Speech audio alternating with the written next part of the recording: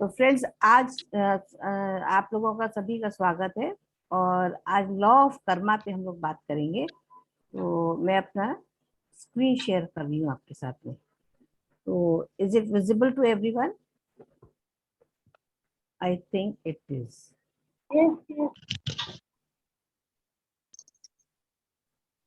तो law of karma के ऊपर हम लोगों ने बहुत बात करी। हम लोग बहुत सोचते हैं कि ये क्या है, इसको इसका क्या फल हमको मिलता है, हम किस प्रकार के कर्म करें नहीं करें। तो बहुत सारी चीजें हमारे दिमाग में इसके बारे में चलती रहती हैं। तो ये नहीं आया ना, स्क्रीन पे नहीं आया ना, यही मुश्किल है। ओके, आई चेक करती हूँ क्यों नहीं आ रहा है। नमस्ते दीदी। नमस्ते। आ गए।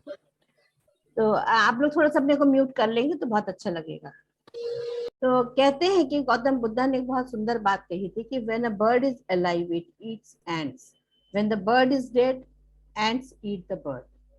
Time and circumstances can change at any time.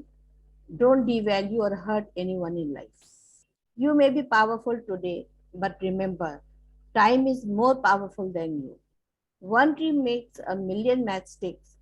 Only one matchstick needed to burn a million trees. तो ये जो लॉ ऑफ कर्मा की बात होती है, देखिए इससे समझ में आता है कि जब एक चिड़िया जिंदा होती है, उन्होंने एक बड़ा अच्छा उदाहरण दिया, तो वो हजारों कीड़े मकोड़ों को खाती है, वो चींटियों को खाती है।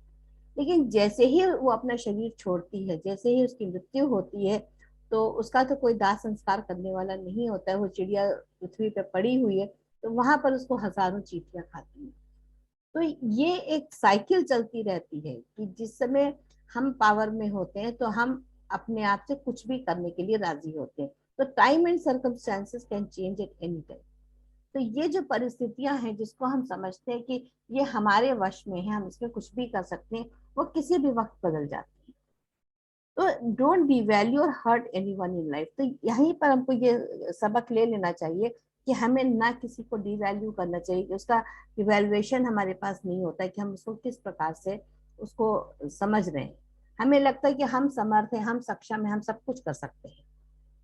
लेकिन और दूसरा, हम दूसरों को हर्ट भी बहुत जल्दी करते हैं। जहां हमें मौका मिला, अपनी हमने अपनी सामर्थ्य को समझा, हमें लगा कि हम बहुत हर तरह से फिजिकली मेंटली हम बहुत स्ट्रांग हैं, तो हम दूसरे को डी इवेल्युएट करते हैं, उसकी हम वैल्यू नहीं करते। तो ये एक बहुत बड़ा सबक हमारे जीवन में होता है कि देखिए, उन्होंने भी कबीरदास जी ने भी कहा था, माटी कहे कुम्हार से तू क्या रूंदे माही, एक दिन ऐसा आएगा मैं रूंधूंगी ताई।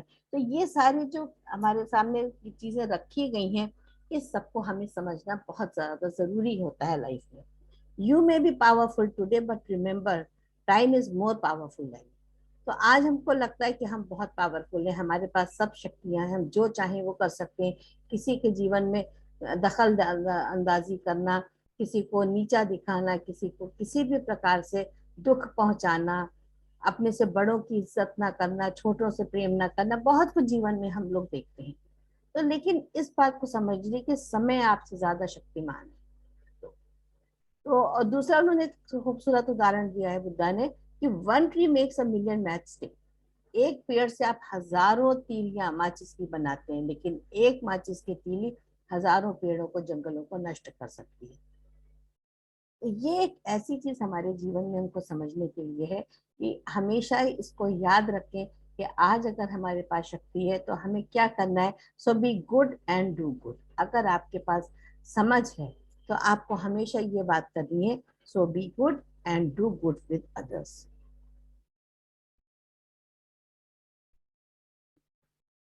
अब हम कहते हैं कि what is karma. Law of karma is a notion that all of life is governed by a system of cause and effect, action and reaction, in which your deeds have corresponding effects on the future. Karma is a precise science. Law of Karma क्या है? एक धारणा है। इसको हम किसी प्रकार से एकदम उसको सिद्ध करने, ऐसा ही होता है ऐसा ही है, लेकिन ये हमारी बनाई हुई एक धारणा है। And this is govern by a system of cause and effect. हर चीज का एक कारण होता है और उस कारण के पीछे उसका कुछ ना कुछ हमको असर दिखाई पड़ता है। तो हर चीज के पीछे हम कहते हैं ना हमने उसको डांटा, उसका ये कारण था। क्यों डांटा आपने? तो उसका कारण तो आपने बता दिया हमें कि हमको ये बात उसकी पसंद नहीं आई, तो हमने उसको डांट दिया। उसका असर क्या होगा? उसका असर ये होगा कि वो किसी भी समय पलट करके आपको फिर कुछ कहेगा। तो ये जो कर्मा की साइकिल है, यानी कि ये निरंतर चलती रहेगी। Action and reaction. तो आपने किसी को आज इस जन्म में कहते हैं कि थप्पड़ मारा, तो वो आपको पलट के कभी ना कभी कहेगा। आप आज तो ये प्रत्यक्ष दिख रहा है, जो हम लोगों ने बिना सोचे समझे अपनी लाइफ में करा, कि अपने बच्चों के ऊपर हमने जोर जबरदस्ती करी। या जो हमारे माता पिता थे, वो उस एज में भी आप देखिए कि वो अपनी तरह से हमारी लाइफ को गवर्न करना चाहते थे, वो जो चाहते थे हम करते थे। आज क्या हो रहा है? आज हम उस चीज को भुगत रहे हैं। यानी वो चीजें पलट के हमारे पास 100% आ रही हैं। कि जैसे जैसे हमने बच्चों को अगर डांटा था, तो आज जैसे बच्चे समर्थ हो गए, तो वो हमको हर बात में टोक रहे हैं। तुम ऐसा कैसे कर सकती हो, तुम्हें ऐसे नहीं करना चाहिए। यानी वो अपने को इस समय सक्षम समझ रहे हैं। तो ये जो है, ये निरंतर एक चलने वाली परिस्थिति है। इसलिए हम बच नहीं पाते। और यही एक जो कर्मा की जो प्रिसाइज साइंस है, उसको कहते हैं कि इसको समझना है कि हम किस प्रकार से इससे रुक सकते हैं, कैसे हम अपने आप को यहाँ पर रोकें कि हम इस कर्म के साइकिल को आगे ना बढ़ाएं। ये समझने के लिए हम हमको इसको जीवन में आगे बढ़ाना है। अब देखिए यूनिवर्सल लॉ क्या कहता है। It is a universal law, यानी लॉ ऑफ कर्मा जो है, दिस इज यूनिवर्सल लॉ। इसको हम बदल नहीं सकते। कि जैसे कि आप देख रहे हैं, in the same way that gravity is a law of nature, if you jump off a skyscraper you will very likely die. Gravitational force क्या कहता है, ग्रेविटी क्या कहती है कि अगर आप ऊपर कोई चीज है, आपने कुछ भी ऊपर फेंका है, तो वो नीचे पृथ्वी पर ही आएगी, उसके कहीं पर भी जाने की कोई संभावना नहीं है। ये एक साइंस है। तो जैसे ये एक साइंस आप देख रहे हैं, एक व्यक्ति ने अगर ऊपर से छलांग लगाई है, तो वो नीचे ही आकर के गिरेगा। ऐसा नहीं है कि वो कहीं बीच में अटक जाएगा या ऊपर की तरफ उड़ के चला जाएगा। तो ये जो जैसे लॉ ऑफ ग्रेविटी होता है, उसी प्रकार से जो कर्मा की साइंस है, this is a universal law. इसको हम बदल नहीं सकते। अगर हम चाहें कि हम इसको बदल दें, तो हम बदल नहीं सकते। हर कर्म का भुगतान जो है, वो हम में से हर किसी को करना ही पड़ेगा। इसको हम किसी प्रकार से रोक नहीं सकते। The law of karma states that as you sow, so shall you reap, but 100 times over. तो लॉ ऑफ कर्मा ने हमको क्या बताया है कि आप जो बीज बोएंगे, वही आप वही फसल काटेंगे। ये बात बचपन से हमको सिखाई गई। उसका उदाहरण देखिए कि आज अगर हम करेले का बीज बोए, तो हम उम्मीद करें कि आम हमको मिलेगा, तो कहाँ से मिलेगा? यानी नहीं मिल सकता। तो जो भी कर्म हम अब कर रहे हैं, उसी को हमको आगे जीवन में झेलना है। और चाहे अभी, और उससे ज्यादा इंटेंसिटी से वो चीजें लौट करके आती है। जिस इंटेंसिटी से हम यूनिवर्स में भेजते हैं चीजों को, उससे कहीं ज्यादा इंटेंसिटी से वो सारी चीजें हमारे पास लौट के आती है। कैसे? The tennis ball hitting the wall has to rebound. हम सब ने बचपन में ये गेंद खेल खेला है, जोर से हम दीवार पे मारते थे, और वो उससे ज्यादा इंटेंसिटी से वो लौट के आती थी हमारे पास, और हम बड़े खुश होते थे कि देखो हमने गेंद मारी और वो आके हमारे हाथों में आ गई। तो यही कर्मा का सिद्धांत है कि आप जो कुछ भी अपने शरीर से, अपने मुख से, अपने विचारों से निकाल रहे हैं, वही चीजें आपके पास लौट के आनी है। इसमें कोई भी दूसरी बात नहीं हो सकती है। क्योंकि हमें लगता है हमने मन में सोचा, अरे उसको क्या पता चलेगा कि हम क्या कह रहे हैं। लेकिन जो भी देखिए, हर चीज जैसे कि आपको पता है कि एनर्जी है।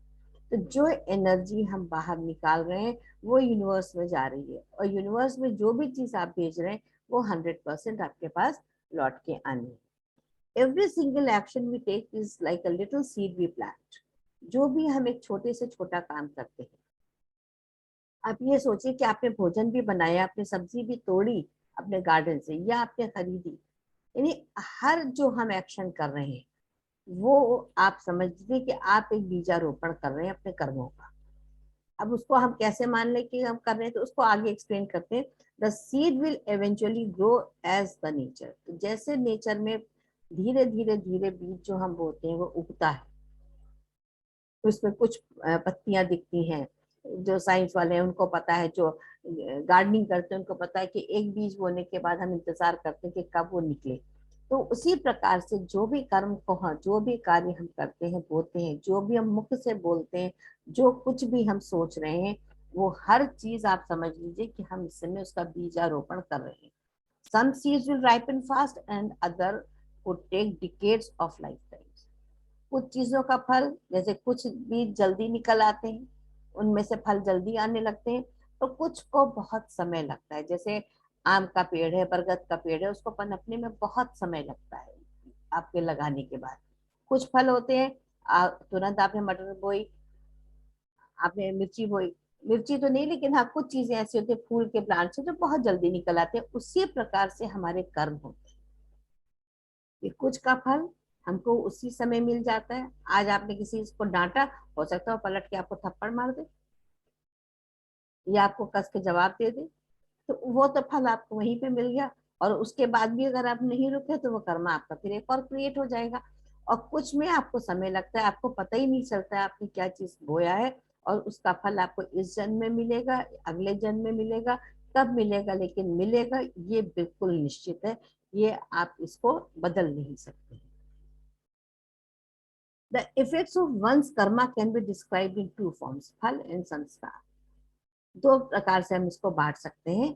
पहले को हम कहते हैं फल। फ्रूट और रिजल्ट इज द विजिबल और invisible effect that is with in the current life, जो हमको उसी जीवन में मिलती है। हमको बचपन में हमने कराई या हमने बड़े होके कराई, किसी भी वक्त हम कोई भी कार्य करते हैं। हम ऑफिस में गए, हम किसी से लड़े, हमने अपने बॉस से बदतमीजी करी, या बॉस ने हमारे साथ करा, मतलब कुछ भी उसमें हो सकता है, तो वो उसके जो इफेक्ट्स होते हैं वो हमको उसी लाइफ में सामने दिखेंगे भी, और कई बार हमको पता भी नहीं चलेगा और हमको फल मिल जाएगा। कई बार हम कहते हैं ना, अरे ये मेरे साथ ही ऐसा क्यों हो रहा है। जैसे चोट लगती है किसी को, बार बार बार बार आप देखते हैं कि चोट लगती है, किसी के साथ बहुत दुर्व्यवहार करा जाता है। आपने बूढ़ी काकी की कहानी पढ़ी होगी, सबने प्रेमचंद की। उसमें ये हमको तो ये लगता है कि बूढ़ी काकी को क्यों इतने दुख मिल रहा है, क्यों वो भोजन के लिए भी तरस रही है। उसने तो अपना सब कुछ दे दिया अपने भतीजे को, लेकिन कुछ उसने ऐसा करा हुआ कि जिसका फल वो इस समय भोग रही थी। कितना उसने लोगों को खाने के लिए किसी समय तरसाया होगा कि आज वो भोजन के एक एक टुकड़े के लिए वो रो रही थी, जूठन में से उठा के खा रही। ये कहानी हम सब ने पढ़ी थी, लेकिन उस समय तो हमें सिर्फ एक दया की भावना आई कि बूढ़ी काकी के साथ ऐसा क्यों हो रहा है। तो बिना कारण कुछ नहीं होता है। संस्कारास are invisible effects produce inside the person because of karma. संस्कार जो होते हैं ये हमारे कर्म जो बनते रहते हैं, ये हमारे बॉडी के अंदर जाते हैं, और हमारी जो बॉडी के एथरिक लेयर है उसमें ये सारी चीजें जो है हमारी जमा होती रहती है, transforming the ability to be happy और unhappy in this life and future life. तो जो हम अपने कर्मा को अपने अंदर संस्कार के रूप में भर रहे हैं, तो उसका असर हमको मिलेगा, चाहे वो खुशियां मिले, चाहे वो दुख मिले, इस लाइफ में मिले, आने वाली लाइफ में मिले, कभी भी मिले, लेकिन ये है कि वो मिलेगा हमको जरूर। वो इनविजिबल इफेक्ट्स होते हैं, उस समय हमको समझ में नहीं आता है, और हर चीज के लिए हमारा प्रेम दूसरे के ऊपर जाता है। हमको बहुत आसान होता है कहना कि यस ही इज रॉन्ग या शी इज रॉन्ग, मैं तो हमेशा ही सही हूँ। लेकिन कभी ठंडे दिमाग से बैठ के सोचे तो समझ में आएगा कि हमने ऐसे कितने बीज बोए हैं। जरूरी नहीं कि उसी व्यक्ति के साथ आपने बोया हो, आपने वो कर्म किसी के भी साथ करो। देखिए एक घरों की जो सिनेरियोज आप देखिए, आजकल माँ बाप जो जिनके बच्चे बाहर चले गए हैं, वो माँ बाप जो अकेले हैं या जो साथ में भी रह रहे हैं, जिनके साथ बेरुखी से व्यवहार किया जाता है, उनकी देखभाल नहीं होती, तो क्यों होता है सर। और कुछ लोग बहुत सेवा करते हैं, दोनों एक्सट्रीम्स आपको मिल जाएंगे। तो ये अपने अपने कर्मों का फल है। आपने पिछले जन्म में कितनी सेवा करवाई थी कि आप इस जन्म में कर रहे हैं, और आप इस समय अगर आपके साथ बेरुखी का व्यवहार हो रहा है, तो आपने पहले कितना अपने माता पिता के साथ करा, या आपने उन्हीं लोगों के साथ किसी जन्म में करा था कि वो सारे लोग आपके सामने एकत्रित हो गए हैं और वो आपको तकलीफ दे रहे हैं। तो ये लॉ ऑफ कर्मा को, इसको बहुत माइन्यूटली समझना है कि ये ऐसी एक चीज है जिससे कि हम में से किसी की भी कोई भी बचत नहीं हो सकती। फिर आता है types of karma. In Vedanta and yoga teaching 3 types of karmas are described. ये हम सबको वैसे पता है कि कर्म जो है वो हमारे 3 प्रकार के होते हैं। एक होता है हमारा प्रारब्ध Karma, Karma experience during the present life time. वो कर्म, प्रारब्ध कर्म, उनको हम कहते हैं जिनको हम इसी जीवन में करते हैं और इसी जीवन में झेलते हैं। और ऐसे बहुत से उदाहरण आपको मिल जाएंगे। आप अच्छा कर रहे हैं तो आपको अच्छा फल तुरंत मिल रहा है, आपने किसी के साथ बुराई करी, आपको तुरंत उसी समय बुराई मिल जाती है। और ये बहुत आसानी से ये कर्मा जो होते हैं वो यहीं पर हम चाहें तो हम इनको समाप्त कर सकते हैं, क्योंकि ये प्रारब्ध है। हम इनको अपने ऊपर यदि वर्क करना शुरू करते हैं तो इनसे हम बच सकते हैं। संचित कर्म, the store of Karma that has not yet reached fruition. संचित कर्म हमारे वो होते हैं जो हम अपने पास्ट लाइफ से लेकर के आते हैं। बहुत सारे कर्मा होते हैं जो हम इस समय बना रहे हैं, उन्हीं को हम आगे लेकर के आएंगे। और जो हम आज भोग रहे हैं उनमें से ज्यादातर कर्म जो है वो हम पिछले जन्मों में जो कुछ भी करके आए हैं वो हम आज भोग रहे हैं। और आगामी कर्मा होते हैं sown in the present life that will come to fruition in a future life. और आगामी कर्मा जो हम इस समय बना रहे हैं। हम लोगों ने पहले भी एक बार जब हमने आपको बताया था, वो आपको बताया था कि पास्ट और फ्यूचर से ही सारे कर्मा आते हैं, जिसमें कि I want and I don't want वाला मैंने आपको एक स्लाइड भी एक बार दिखाई थी। और वही राग और द्वेष जो होता है वो हमारे जीवन में अशुद्धियों को हमारे जीवन में लाता है। यानी लॉ ऑफ ड्युअलिटी जो होता है उसी प्रकार से हमारे अंदर आता है कि हमको रखना क्या है, क्योंकि हम अभी भी पास्ट में ही जी रहे हैं या हम फ्यूचर में जी रहे हैं। इसका देखिए एक उदाहरण जो कर्मा का है, वो भीष्म पितामह से अच्छा कोई भी नहीं ले सकता है। कितना उन्होंने तकलीफ को झेला, और कारण भी उनको समझ में आया जब उन्होंने कृष्ण से पूछा क्यों हो रहा है मेरे साथ। यानी किसी को भी कहीं मुक्ति नहीं मिली है कर्मों से। जो भी हम करेंगे वो हमको यहीं पर भुगतना ही पड़ेगा। तो अपने हर डीड पर, अपने हर थॉट पर बहुत जबरदस्त आपको नजर रखनी पड़ेगी। Good or bad actions create samskaras in the mind, which in time will result in more action and karma. अब ये संस्कार कहाँ पे पैदा होते हैं, कैसे होते हैं? ये हमारे थॉट्स होते हैं। जिस बात को हम सोचते हैं वही हमारे सामने आती है। ये हमारा माइंड जो है, और इसमें हम परसीव कैसे करते हैं चीजों को, जो हम अपनी आंख, नाक, कान से देखते सुनते हैं, जिह्वा से जो हम ग्रहण करते हैं और जो हम बोलते हैं, और त्वचा से हम जिन चीजों को महसूस करते हैं, तो वो जितने भी हमारे एक्शंस होते हैं गुड और बैड, ये सब हमारे माइंड में क्रिएट होते हैं, which in time will result in more action and karma. आपने कोई चीज देखी, आपको बहुत अच्छी लगी, आपने उसको अप्रिशिएट करा, बात खत्म हो गई। कई बार क्या होता है कि हमें गार्डन में भी गए, हमने फ्लावर्स को देखा, एक हो सकता है कि हम बिल्कुल शांति पूर्वक देखें उसको, उसकी ब्यूटी को हमें अप्रिशिएट करें और हम चले। कुछ लोगों का क्या होगा, उसमें हर फूल में, हर पत्ती में मीन मेख निकालेंगे। अरे ये ऐसा वाला गुलाब है, देखो हमने तो वहां पे देखा था बड़ा अच्छा गुलाब था, मेरे यहाँ तो इससे भी अच्छा लगा हुआ है। ये डेलिया, इसमें तो बहुत कम पत्तियां आ रही है, मेरा तो डबल डेलिया है। यानी आप कहीं गार्डन में भी जाएंगे तो आप वहां पर क्या कर रहे हैं, जिस चीज को आप देख रहे हैं उससे आप अपने अंदर थॉट्स को निरंतर क्रिएट कर रहे हैं। अगर आप केवल दृष्टा बन करके उस चीज को देख रहे हैं तो आपका कर्मा नहीं क्रिएट होगा। लेकिन जैसे ही आपने उसके साथ में बोलना शुरू करा, कहना शुरू करा कि देखो ये ऐसा है, वो ऐसा, ये इस गार्डन को ऐसे बनाया जा सकता था, इन फूलों को इस तरीके से प्लांट करते तो ये ज्यादा खूबसूरत लगता। तो ये तो हम आपको एक उदाहरण दे रहे हैं। ये जीवन में हमारा हर दिन का सुबह से शाम हमारा यही चलता है। जो कुछ भी हम अपने 5 सेंसेस से परसीव करते हैं उसी को माइंड हमारा जो होता है वो लिमिट, उसकी कोई लिमिट नहीं होती है, तो उसमें हम चीजों को भरते चले जाते हैं और हमारे एक्शंस और हमारे कर्मास जो है वो हम क्रिएट करते रहते हैं। तो दिस इज द वे। लोग पूछते हैं ना कि बन कैसे रहा है।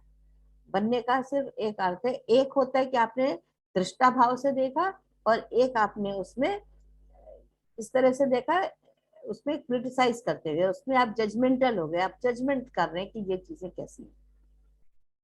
The seeds of karmas are carried in the energy body in which the soul transmigrates.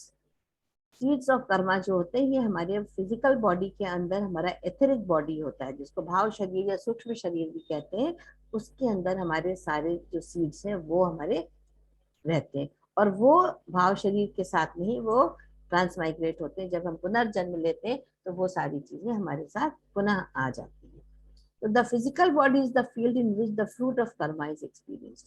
अब जो कुछ भी हम सोचते हैं समझते हैं उसका फल हमको कहाँ भोगना पड़ता है, वो हमको अपने शरीर में भोगना पड़ता है। हमारे सर में दर्द, हमारे पैर में दर्द, हमारे किडनी में प्रॉब्लम, हमारी लिवर में प्रॉब्लम, हमारे चोट लग जाना, हमको इस तरह के जितने भी फिजिकली हम एक्सपीरियंस करते हैं चीजों को, वो सब हमारे अपने कर्मास होते हैं। कर्मों के कारण अब उसका हम भोग कहाँ भोगेंगे? तो शरीर का होना भी बड़ा आवश्यक है, क्योंकि अगर शरीर नहीं होगा तो हम किसी चीज का अनुभव नहीं कर सकते। तो शरीर भी जरूरी है, लेकिन अपने कर्मों पे अगर हमारा जोर नहीं है, उसके ऊपर हमारी पकड़ नहीं है, तो वो हम हर दिन अपने शरीर में झेलते हैं। आपने देखा ना, आज मेरे घुटने में दर्द है, ज्यादातर लोगों की आजकल कमर में दर्द है, खड़े होने उठने बैठने में तकलीफ है, घुटने बोल गए, सब क्या है, क्यों हम झेलते हैं? सबको डायबिटीज है, थायराइड है, कुछ ना कुछ कोलेस्ट्रॉल की प्रॉब्लम है। प्रॉब्लम्स क्यों आ रही? क्योंकि ये हमारे क्रिएट किए हुए कर्म है जो हम इस फिजिकल बॉडी में झेल रहे हैं। तो यहाँ पर भी हम किसी को दोष नहीं दे सकते कि तुम्हारी वजह से हमें कष्ट हो रहा है। We are the only person responsible for each and every deed, and we create our own destiny, that is the most important thing. I create my own destiny. जैसा कर्म करेंगे वैसा फल मिलेगा। ये बड़े सुंदर सुंदर गाने पहले हम लोग गाया करते थे कि जैसा कर्म करेगा वैसा फल भोगेगा इंसान। तो ये क्यों होता है? फिर वही वो चीजें लौट के आई कि बिलीफ सिस्टम हमारा क्या है, क्या हमने थॉट्स क्रिएट करे उसके साथ में। बिलीफ सिस्टम से बहुत ज्यादा काम करता है कि हम जिस एनवायरमेंट में पल के बड़े हुए हैं, जो कुछ भी हमको संस्कार मिल रहे हैं, वो हमारे थॉट्स क्रिएट करते हैं, वो हमारे वर्ड्स में आता है, और वही हमारा एक्शन बन जाता है। ये एक चेन ऑफ जो वर्क कहते हैं होती है। तो इसीलिए अपने बिलीफ सिस्टम को भी ध्यान में रखिए कि जो हमने परसीव कर लिया है फाइव सेंसेस से, उसमें हम क्या थॉट्स क्रिएट कर रहे हैं, किन वर्ड्स को हम यूज कर रहे हैं। बोलते समय ध्यान रखिए आप किसके साथ में क्या बोल रहे हैं, कितना बोलना है, कितना नहीं बोलना है, और क्या हम एक्शंस ले रहे हैं। क्योंकि हम अपने आप से ही झूठ बोलते हैं हमेशा। सबसे पहले जो होता है वो हम हर चीज अपने मन में क्रिएट करते हैं, और अपने लिए ही हम गलत थॉट्स को क्रिएट करते हैं, और इसीलिए हम दूसरों के लिए भी क्योंकि हम अपने आप को विक्टिम मानते हैं। हमें लगता है कि हम हर चीज में विक्टिम है, विक्टिमाइज हमें किया जा रहा है, इसलिए हमको ये सारी प्रॉब्लम्स होती हैं। और हम अपने को जितना, अभी कल भी मैं क्लास ले रही थी, वहां पर सबसे पहला प्रश्न यही आया था कि मैडम मन करता है कि हम अपने को खत्म कर लें, मेरी जिंदगी का क्या फायदा? होंगे हमारी एज की होंगी लेडी। मैंने कहा क्यों खत्म कर लें, आपको ऐसा विचार क्यों आ रहा है? तो उनका कहना यही था कि इतना ज्यादा डिप्रेशन होता है, फ्रस्ट्रेशन होता है, बच्चे किस तरह से बिहेव कर रहे हैं। ठीक है, कर रहे हैं, तो आज उसको अगर आप और कोई गलत स्टेप ले लेगी या इस तरह के थॉट्स को क्रिएट करेंगी, तो क्या होगा आपके साथ? आप फिर यहाँ पर आएंगी और यही सिनेरियो बना करके, और आप फिर से आप उन्हीं चीजों को भोगेंगे। यानी महाभारत के युद्ध के लिए कहते हैं ना कि कितने लोगों को एक साथ जन्म लेना पड़ा था उस महाभारत के युद्ध के लिए। अगर सारे लोग नहीं एकत्रित होते तो वो युद्ध नहीं हो सकता था। तो जितने लोगों को उसमें खत्म होना था, जितने पार्टिसिपेंट्स थे, वो सब उनके लिए होना वहां पर बहुत जरूरी था। तो इस तरीके से अगर हम सोच करके चलते तो लाइफ हमारी सिंपल हो सकती है। Karma is energy which is radiating out of you. अब ये देखिए बहुत ही इंपॉर्टेंट एक चीज है कि कर्मा क्या है। कर्मा को हम कहते हैं एनर्जी है जो हम बोल रहे हैं। जैसे मैं इस समय बोल रही हूँ, मेरी एनर्जी रेडिएट हो रही है। आप लोग क्या है? आप लोग लिसनर हैं। तो destiny means energy which is coming from outside to me. यानी जो आपकी डेस्टिनी है ये इस समय की आप मुझे सुन रहे हैं, मैं बोल रही हूँ, दिस इज माई कर्मा। इसको बहुत बारीकी से समझिए इस चीज को कि मैं बोल रही हूँ तो ये मेरा कर्मा है। आप इस समय मुझे सुन रहे हैं, ये आपकी डेस्टिनी है। यानी एनर्जी किस तरह से रोटेट हो रही है, एक्सचेंज हो रही है। जो मैं बोल रही हूँ वो आप सुन रहे हो। जैसे अभी the thought that you create is Karma and is my destiny. तो जो भी थॉट अभी आप मेरे लिए, मान लीजिए कोई थॉट क्रिएट कर दिया, आपको नहीं अच्छा लग रहा होगा सुनने में, आप बोर हो रहे हैं, आप मेरे लिए क्या थॉट क्रिएट करेंगे, क्या बकवास कर रही हैं बैठी, राइट? आपने वो कर्मा क्रिएट करा, that was your Karma, the energy you radiated, and that is my destiny कि मुझे उसको रिसीव करना पड़ रहा है, because you created that thought for me, right? तो इसलिए जो भी चीज आपके द्वारा बाहर जा रही है वो कर्म है, और जो आप रिसीव कर रहे हैं वो आपका भाग्य है, वो आपकी destiny. Thought you create means you shot an arrow and I receive. जैसे कहते हैं ना कि एक शिकारी ने तीर चलाया और उसने एक हिरण का शिकार करा, तो शिकारी ने जो तीर खींच के चलाया वो उसका कर्म था, हिरण ने उसको झेला, उसके लगा, ये उसका भाग्य था। तो इसी प्रकार से हम हर समय जो वाणी के तीर चलाते हैं, नैनों के तीर चलाने के बजाय आजकल हम लोग क्या करते हैं, हम लोग वाणी के तीर चलाते हैं, हर वक्त कटु बोलते हैं, मीठा बोलना तो शायद हम भूल ही गए। तो thought which you create means you shot an arrow and I received it. So this equation if you see is working the whole day. हम सारे दिन यही काम करते हैं, हर वक्त हम कुछ ना कुछ एनर्जी रेडिएट कर रहे हैं और हम गलत थॉट्स को भेज रहे हैं लोगों को, क्योंकि हमारे अंदर इतना फ्रस्ट्रेशन, इतना गुस्सा भरा हुआ है कि हम उसको समझ ही नहीं पा रहे कि हम इसके साथ में क्या करें। तो इस कारण से हम रेडिएट कर रहे हैं एनर्जी। ये कर्मा और भाग्य, इसको बिल्कुल दिमाग में बिठा लीजिए, कस के इसको चिपका लीजिए गोंद से, कि ये हम जो भेज रहे हैं वो कर्म है, जो हम रिसीव कर रहे हैं वो हमारी डेस्टिनी है। अब यहाँ पर एक बड़ा अच्छा प्रश्न आता है, so the arrows which are coming back to me are those which I have shot in any of my lives। अब आज जो हमको तीर लग रहे हैं उसका क्या कारण? उसका कारण है कि ये तीर हमने किसी जन्म में खूब प्रेम से चलाए, जब हमने चलाए थे तो वो हमको वापस आएंगे। देखिए बड़ा अच्छा है, उसका एक उदाहरण हम देख सकते हैं, जैसे बहुत सारे बच्चे पार्क में खेल रहे हैं, किसी एक ही बच्चे को कोई धक्का दे देता है, या किसी उसी बच्चे को आके कोई बंदर काट लेता है, कुत्ता काट लेता है, बाकी बच्चों को नहीं करता है, तो उसी एक को क्यों करता है? हम बहुत से लोग कहीं जाते हैं, कई बार बस एक्सीडेंट्स होते हैं, कुछ लोगों को चोट लगती है, कुछ उसमें भी बच जाते हैं, उनको नहीं लगती, क्यों? तो हम ऐसा कुछ कर्म करके आए हैं जिसका जो एरोज हम चला के आए हैं वही हम आज इस जन्म में इस रिसीव कर रहे हैं, ये हमारा भाग्य है। तो अब कहते हैं कि does it mean we should always live in a guilt और फियर? तो इसका मतलब क्या है कि हम सारी जिंदगी के भय के साए में जिए, हम डरते ही रहे, हम कुछ बोले ही नहीं?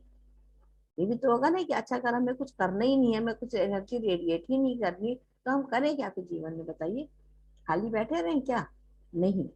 तो suppose you are giving a gift and you know it's going to come back to you, so which type of gift would you like to give? अब आप मुझे एक गिफ्ट देंगे बर्थडे पे, और आपको ये पता चल जाए कि यही गिफ्ट ये जो है मुझे लौटा देंगी, तो आप कौन सा गिफ्ट मुझे देंगी?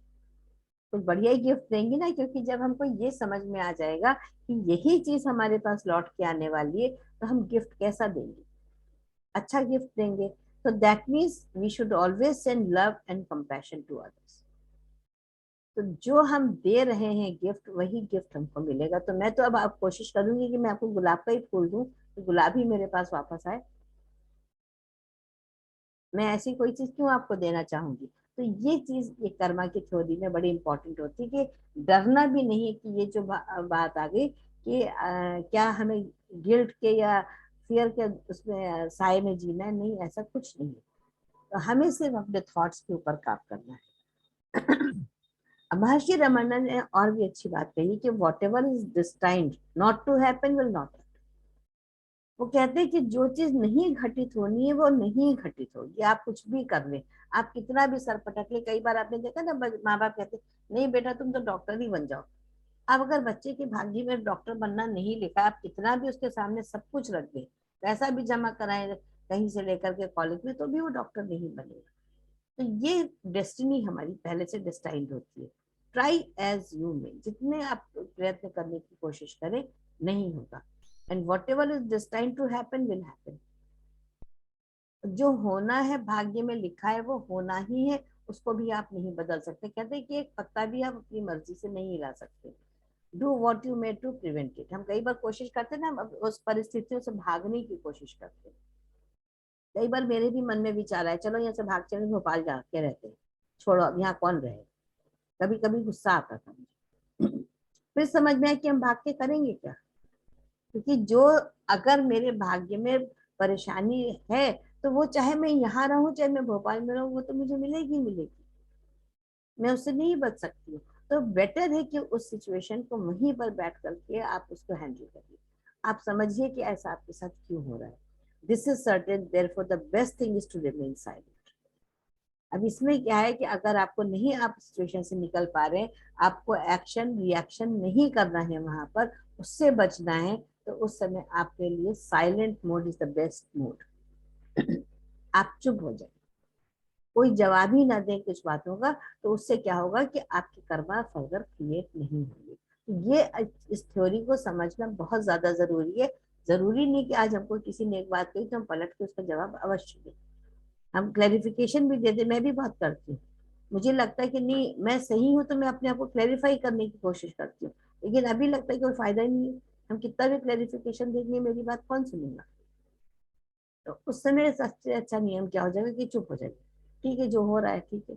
Everything should be accepted without expectations.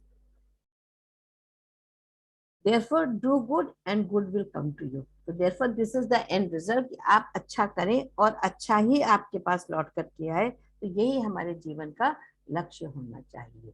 तो this was all for today.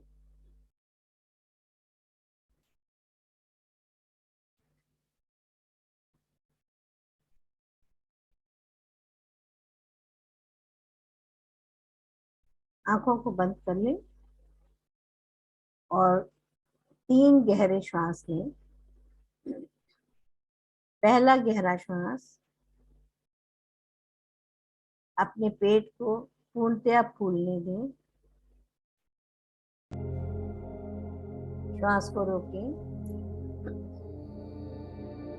धीरे धीरे श्वास को छोड़ें। One more deep breath. पेट को फूलने दें, होल्ड द ब्रेथ और बहुत धीरे धीरे धीरे श्वास को छोड़ें।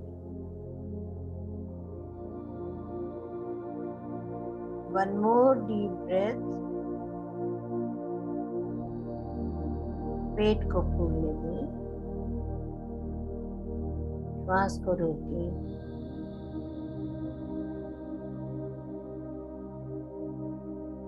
धीरे धीरे श्वास को छोड़ें। अब अपना ध्यान अपने शरीर, अपने पैर के अंगूठे पर लाएं, अपने ankles, calf muscles, knees, thighs, lower abdomen,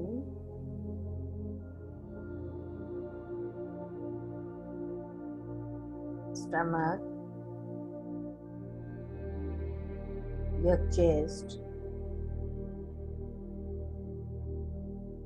shoulders, your neck,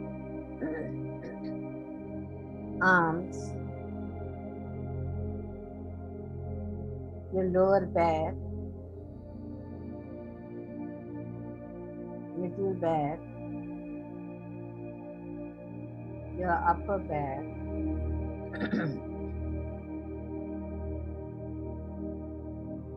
your chin, cheeks, nose, forehead, and feel the relaxation in your body. पूरा बॉडी रिलैक्स हो गया।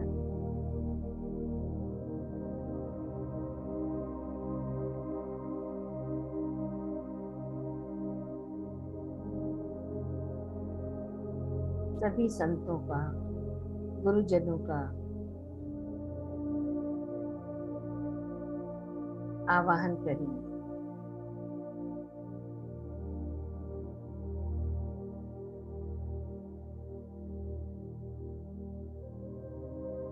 और उनसे प्रार्थना करेंगे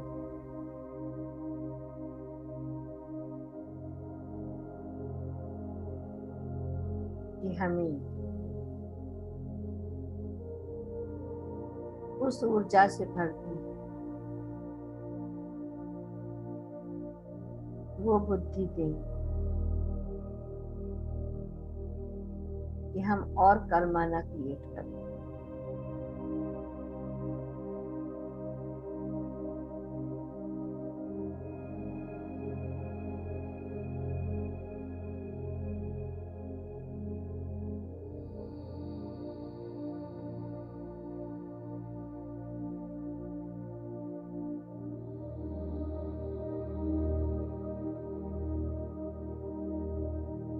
श्वासों पे जब हमारा ध्यान होता है तो कुछ पल के लिए विचार हमारे रुक जाते हैं।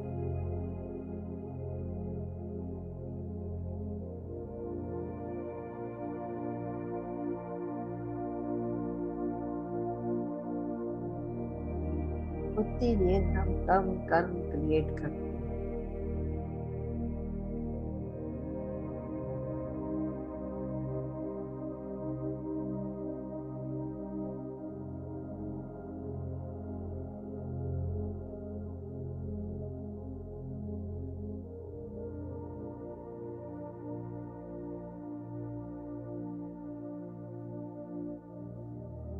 इसका सबसे अच्छा तरीका है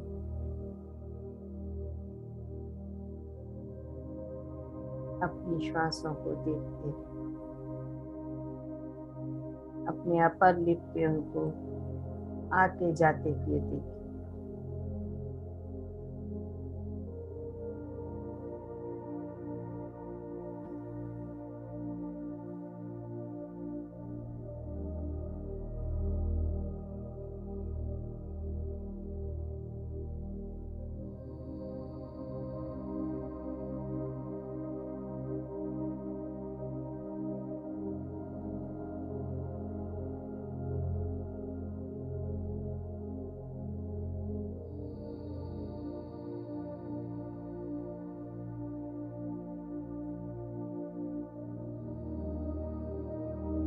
हमारा स्वरूप आनंदमय है।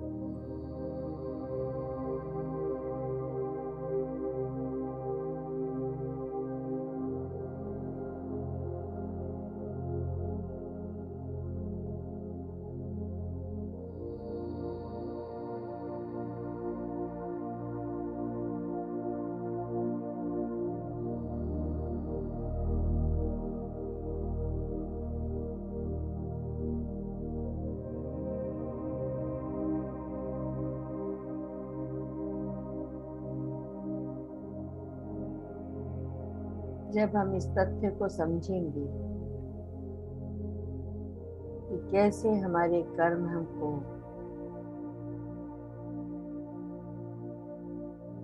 निरंतर जकड़ते रहते हैं, हमारे चारों ओर ताना बाना बुनते हैं,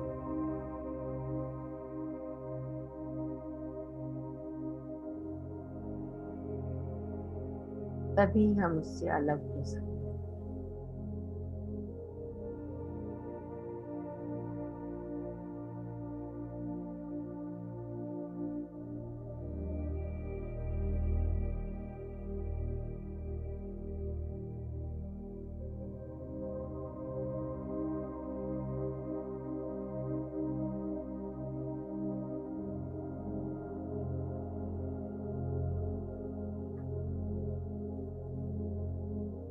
No judgments, no complaints.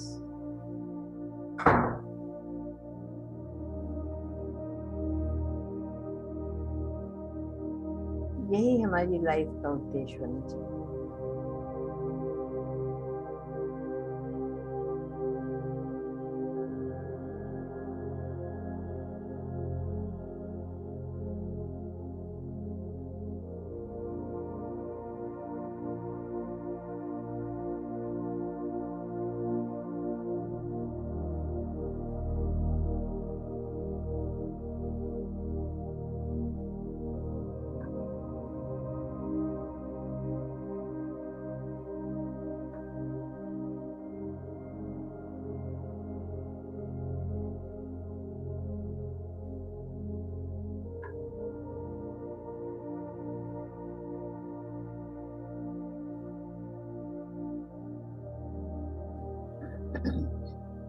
सागर की लहरों में उठते हुए, जैसे सागर में लहरें उठती हैं, वैसे ही विचार हमारे अंदर उठते हैं। लहरें आके किनारे पर टूट के बिखर जाती हैं,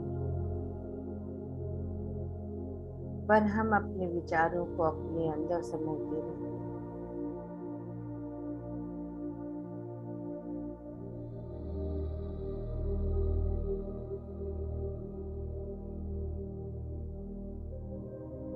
हम भी सागर भी उसी के प्रकार गंभीर, अंदर से शांत,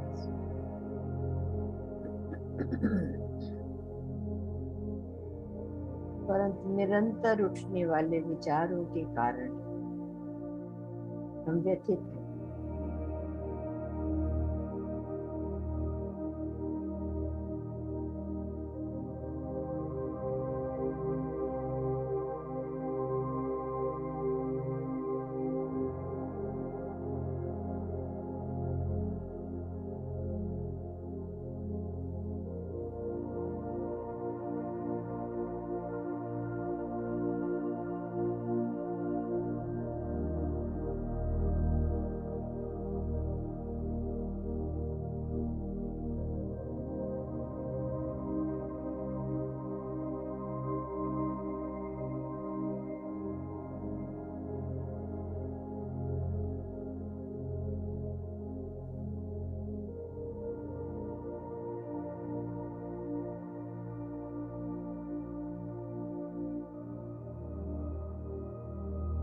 सारा ध्यान केवल श्वास पर।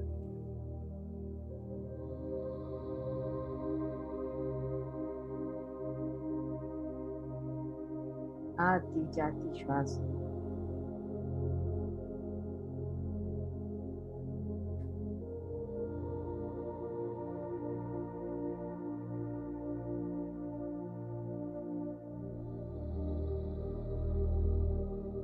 जो हमको ऊर्जान्वित कर रही है। हर आती हुई श्वास कण कण में ऊर्जा भर रही है,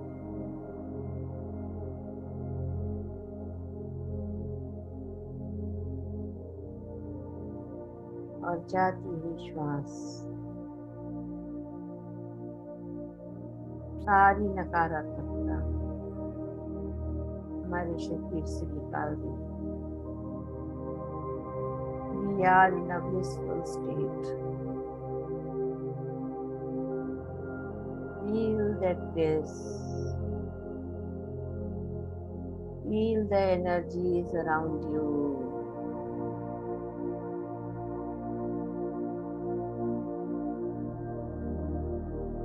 Feel your aura is expanding.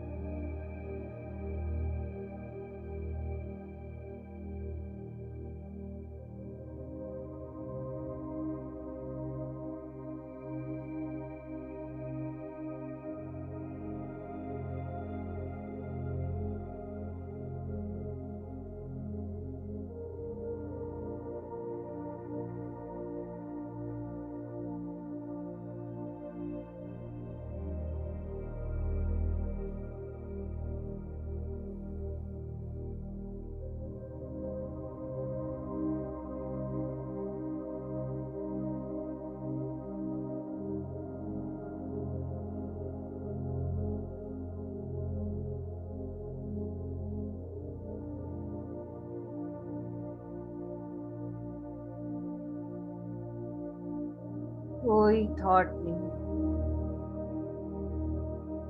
केवल एक एम्प्टीनेस, साइलेंस।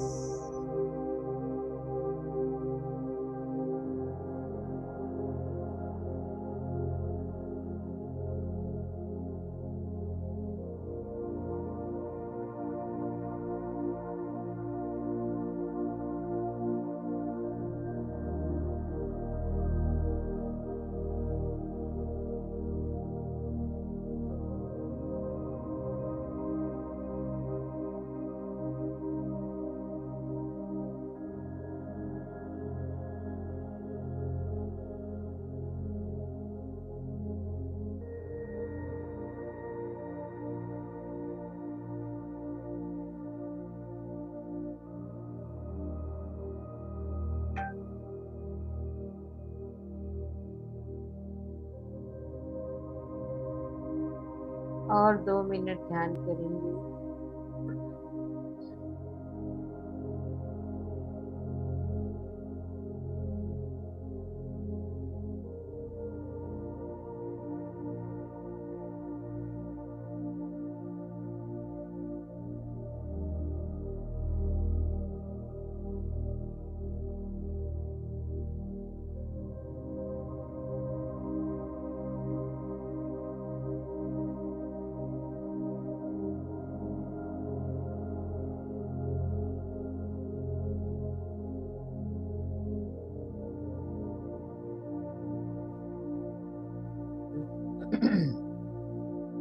धीरे धीरे अपनी चेतना में लौटे, अपने शरीर में वापस आए। बहुत slowly slowly.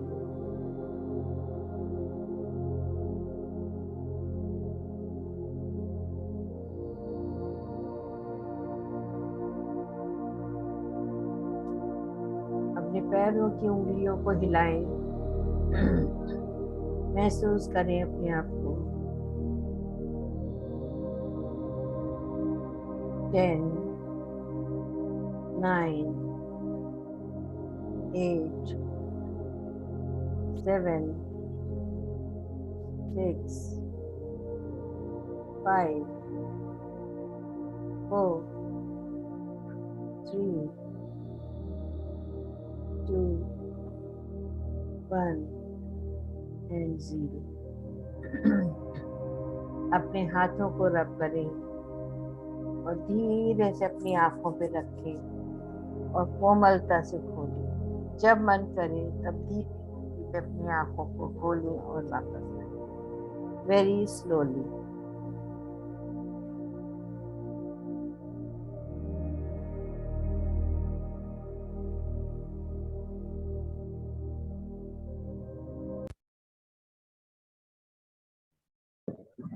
Thank you, Dee.